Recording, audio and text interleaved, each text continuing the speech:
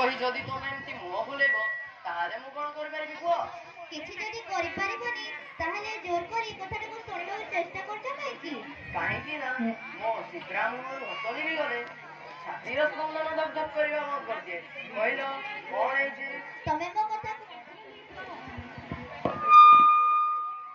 तमे मो कथा को खराब भाबनी तो ओहो मु कोन केबे तम कथा को खराब भाबिछि ना भाबिबी कुह कोन हैछि बापा को कथा बुझिबा को टिके लेट होय गला हां घर काम रोसई करिबा तमर टिफिन बैग रेडी करी तुमको ऑफिस पठाइबा एते सब कला परे भी छुआर काम पड़े जाउछि या परे भी तुम बापा ओहो बोलेबो के न कहिनो सीधा सीधा कुह कोन हैछि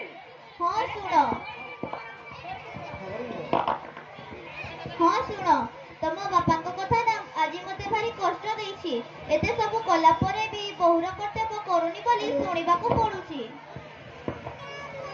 हो तमे जम्मा व्यस्त होनी मु आज बापा को डाके बुझे दउछि जदि आगो को किछि एमती असुविधा होए ताले तुम वृद्धाश्रम कथा चिंता करिबा बापा बापा बापा ए सुनो मैं कथा कहूछि बोली तमे बापा को जम्मा कहबनी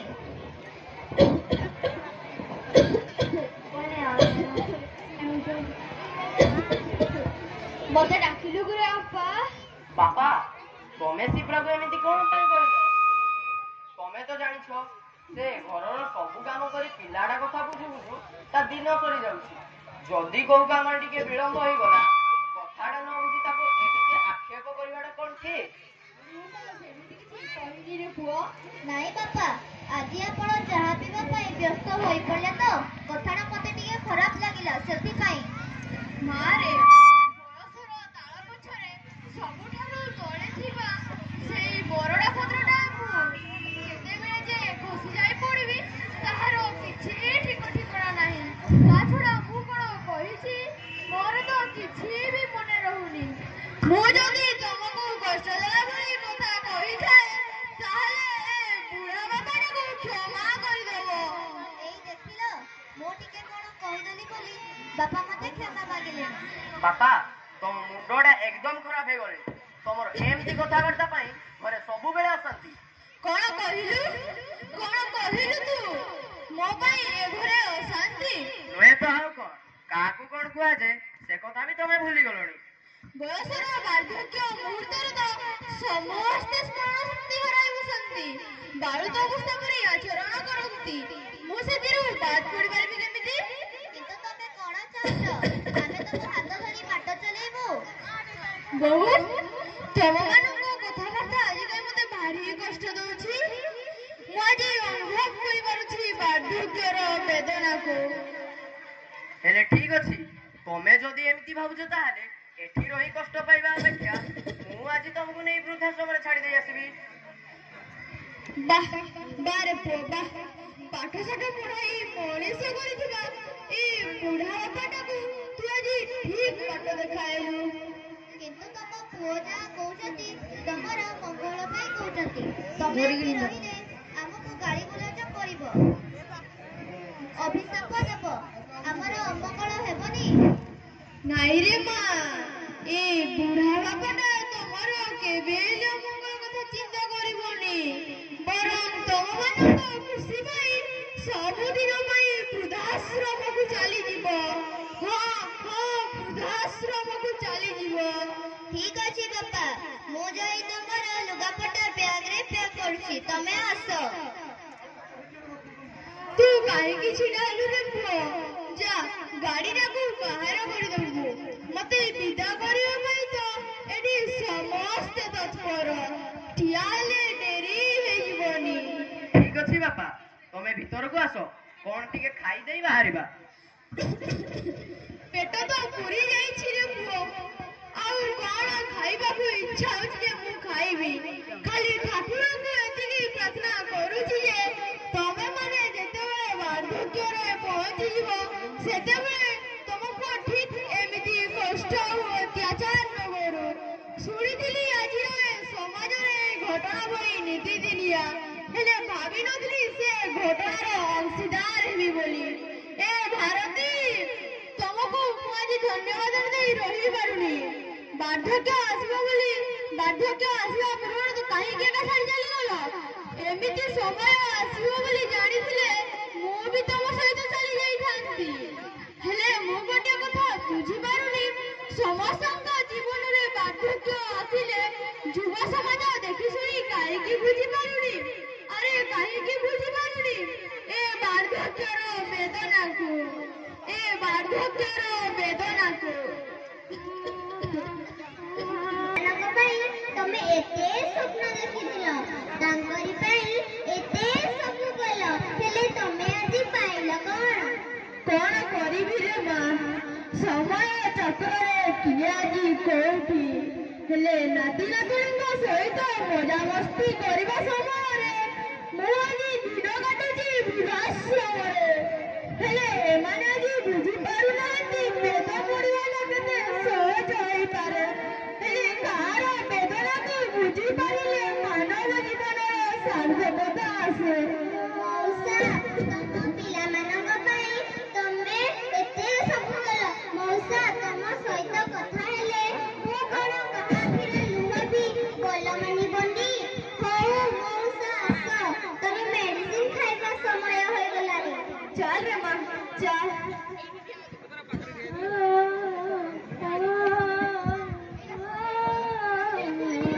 ଅନ୍ତର୍ଯାମୀ, ସମସ୍ତଙ୍କ ମନ ଭିତରେ ବାସ କର, ସମସ୍ତଙ୍କ ମନ କଥା ବୁଝିପାର। ତାହେଲେ ତମେ ମୋ ମନ କଥା ବୁଝିପାରୁନ କାହିଁକି? ମୋ ବାପା ଓ ମାଙ୍କ ଭିତରେ ତମେ କାହିଁକି ନାହ? ମୋ ପାଇଁ ତାଙ୍କ ପାଖରେ ଜମା ବି ସମୟ ନାହିଁ। ମୁଁ ଆଜି କେତେ ଜିଦି କଲା ପରେ ମତେ ପାର୍କକୁ ବୁଲେଇ ଆଣିଛନ୍ତି। ମତେ ଏକୁଟିଆ ଛାଡ଼ି ଦେଇ ନିଜ କାମରେ ନିଜେ ବ୍ୟସ୍ତ। ମତେ ଏମିତି ଲାଗୁଛି ମୋ ପାଖରେ ସବୁ ଥାଇ ବି ମୁଁ ଏକୁଟିଆ ହୋଇଯାଇଛି। ହେ ଠାକୁରେ, ତମେ ଯଦି ସତରେ ମୋ ଭିତରେ ଅଛ, ମୋ ସହିତ ସାଙ୍ଗ ହେଉନ କାହିଁକି? ମୋ ସହିତ କଥା ହେଉନ କାହିଁକି? କାହିଁକି ଠାକୁରେ, କାହିଁକି? ଏ ଟୋକା, ତମେ କଣ ମତେ ଟୋକା ବୋଲି କହୁଛ? ମୁଁ କଣ ଟୋକା? ତାହେଲେ ତମେ କଣ? ମୁଁ ପରା ଛୋଟ ପିଲା। ହଁ, ଛୋଟ ପିଲା। ହଉ, ମୋର ଭୁଲ ହେଇଯାଇଛି, ମୋ କାନ ଧରୁଛି। ଛୋଟ ପିଲାଙ୍କୁ କଣ କେବେ ଭୁଲ ମାଗନ୍ତି? ଛୋଟ ପିଲାଙ୍କ ଆଗରେ କଣ କେବେ କାନ ଧରନ୍ତି? ହଉ, ହେଲା, ଛୋଟ ପିଲା, ମୁଁ ଆଉ ଭୁଲ ମାଗିବିନି କି କାନ ଧରିବିନି। ତମେ କଣ ପୁଣି ମତେ ଛୋଟ ପିଲା ବୋଲି କହୁଛ? ମୋ ନାଁ କଣ ଛୋଟ ପିଲା? ତାହେଲେ ତମ ନାଁଟା କଣ କହିଦଉନା, ମୁଁ ତମକୁ ନାଁ ଧରି ଡାକିବି। କିନ୍ତୁ ଆମ ଗୁରୁଜୀ କହିଥିଲେ ଅପରିଚିତ ଲୋକଙ୍କୁ କେବେ ନା କିଛି କଣ କହିବନି। ଆରେ ବାଃ, ତମେ ତ ବହୁତ ହୋସିଆର। ଠିକ ଅଛି, ନା ନ କୁହ, କିନ୍ତୁ ମୁଁ ଆସିବା ପୂର୍ବରୁ ତମେ କୋଉ ସାଙ୍ଗ କଥା କହୁଥିଲ? ହଁ, ମୋର କେହି ସାଙ୍ଗ ନାହାନ୍ତି।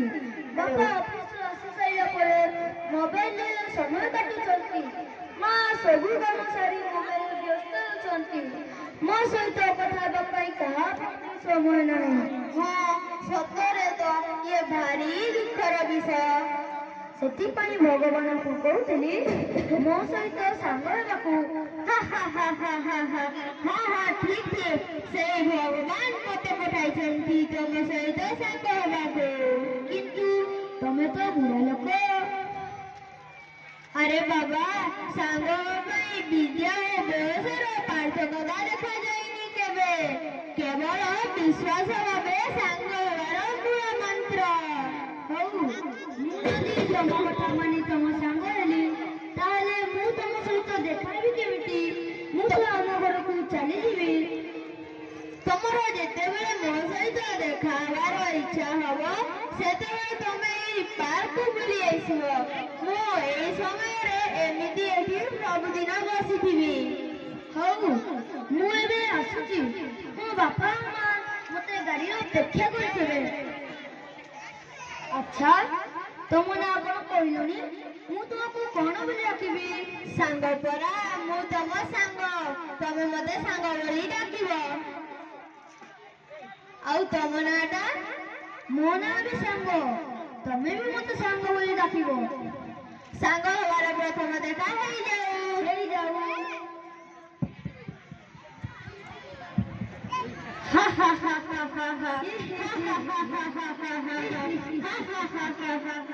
बाय बाय सांगो पछे देखावा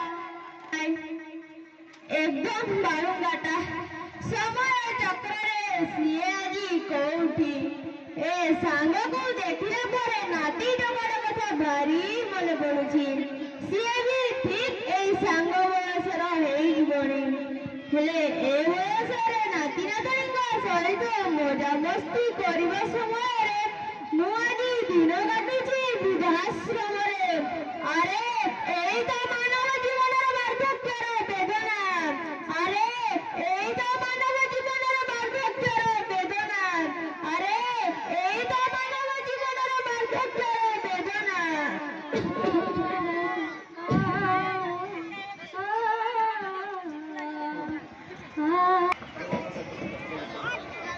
ବାପା ବାପା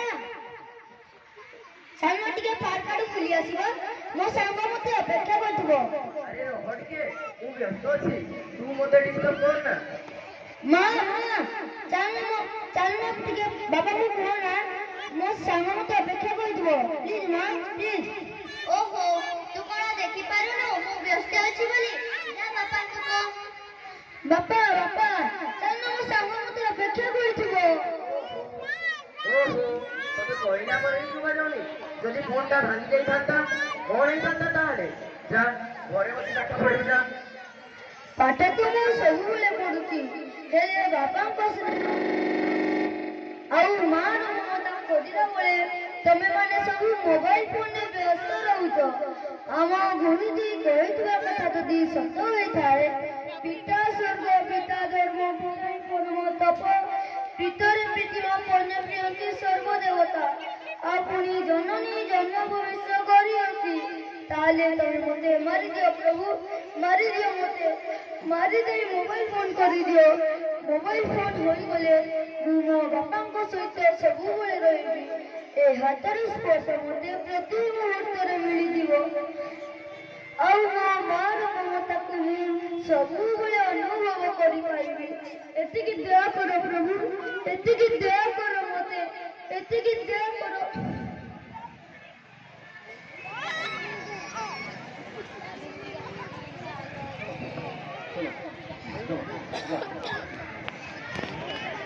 କେମିତି ଅଛି ଡକ୍ଟର ସେ ଠିକ ଅଛି ନା କୁହନ୍ତୁ ଡକ୍ଟର ମୋ ପୁଅ କେମିତି ଅଛି ତା କିଛି ହେଇନି ତ ଓହୋ ତମେମାନେ ଟିକେ ଧୈର୍ଯ୍ୟ ଧର ତମ ପୁଅର କଣ୍ଡିସନ ଏବେ ଠିକ ଅଛି କିନ୍ତୁ ତା ଫୁଟି ଖୋଲିବା ପାଇଁ କିଛି ଦିନ ସମୟ ଲାଗିବ ଡକ୍ଟର ମୋ ପୁଅର ଆଜି କଣ ହେଇଛି ଡକ୍ଟର କୁହନ୍ତୁ ଡକ୍ଟର କୁହନ୍ତୁ ମୋ ପୁଅର ଆଜି କଣ ହେଇଛି ତମ ପୁଅର ଆଖି ଆକ୍ସିଡେଣ୍ଟରେ ନଷ୍ଟ ହେଇଥିଲା ସେ ଆଉ କେବେ ଜୀବନରେ ଦେଖିପାରିନଥାନ୍ତା ହେଲେ ଏସବୁ କେମିତି ହେଲା ଡକ୍ଟର ଓ ମାଇ ଗଡ୍ ଆକ୍ସିଡେଣ୍ଟରୁ ରକ୍ଷା କରିବାକୁ ଯାଇ ଦୌଡ଼ି ଯାଇଥିଲେ ବୁଢା ଲୋକ ଯିଏକି ଗାଡି ଆକ୍ସିଡେଣ୍ଟରେ କ୍ଷତ ବିକ୍ଷତ ହୋଇଯାଇଥିଲେ ଡକ୍ଟର ସେ ବୁଢା ଲୋକ ଜଣକ ଏଟା କୋଉଠି ଅଛନ୍ତି କୁହନ୍ତୁ ଡକ୍ଟର କୁହନ୍ତୁ ସେ କୋଉଠି ଅଛନ୍ତି ହଁ ସେ ବୁଢା ଲୋକ ଜଣକ ଯେତେବେଳେ ଜାଣିବାକୁ ପାଇଲେ ପିଲାଟିର ଆଖି ନଷ୍ଟ ହୋଇଯାଇଛି ସେତେବେଳେ ସେ ତାଙ୍କ ଆଖି ଅପରେସନ କରି ପିଲାଟିର ଦୃଷ୍ଟି ଶକ୍ତି ଫେରାଇ ଆଣିବା ପାଇଁ ମୋତେ ବାଧ୍ୟ କଲେ ଏମିତିକି ସେ ମୋ ଗୋଡ଼କୁ ଧରିଲେ ଶେଷରେ ତାଙ୍କରି ହିଁ କଥା ରହିଲା ତାଙ୍କରି ଆଖିରେ ତମ ପୁଅ ଦୁନିଆ ଦେଖିବ ହେଲେ ପୁଣି କଣ ଡକ୍ଟର କୁହନ୍ତୁ ଡକ୍ଟର କୁହନ୍ତୁ ଆକ୍ସିଡେଣ୍ଟରୁ ରକ୍ଷା କରିବା ସେ ବୁଢା ଲୋକ ଜଣକ କୋଉଠି ଅଛନ୍ତି କୁହନ୍ତୁ ଡକ୍ଟର କୁହନ୍ତୁ କାହାନ୍ତି ସେ ଆମେ ତାଙ୍କୁ ଦେଖିବାକୁ ଯାଉ ସରି ସେ ବୁଢା ଲୋକ ଜଣକ ଚକ୍ଷୁଦାନ ଏକ ମହାଦାନ କରି ପ୍ରମାଣ କରିଦେଲେ ଏକଥା ସତ କିନ୍ତୁ ଗାଡି ଧକ୍କାରେ ତାଙ୍କ ମୁଣ୍ଡ ଫାଟିଯାଇ ଅପରେସନ କରିବା ସମୟରେ ତାଙ୍କ ବ୍ରେନ୍ ହାମରେଜ୍ ହୋଇଗଲା ଆଉ ସେଇଠି ତାଙ୍କ ମୃତ୍ୟୁ ହୋଇଗଲା ନାଇଁ ଡକ୍ଟର এই দেখো তাଙ୍କ ডেড বডି ଆସିଛି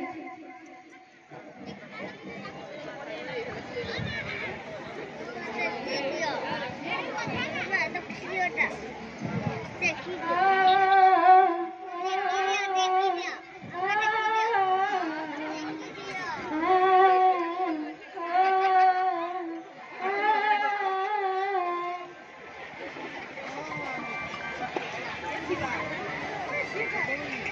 ନାଇଁ କାହିଁକି ବାପା କାହିଁକି ଆମ ଉପରେ ରାଗ ଅଭିମାନ କରି ଆମକୁ ଏମିତି ଭାବରେ ଛାଡ଼ି ଚାଲିଗଲ? ବାପା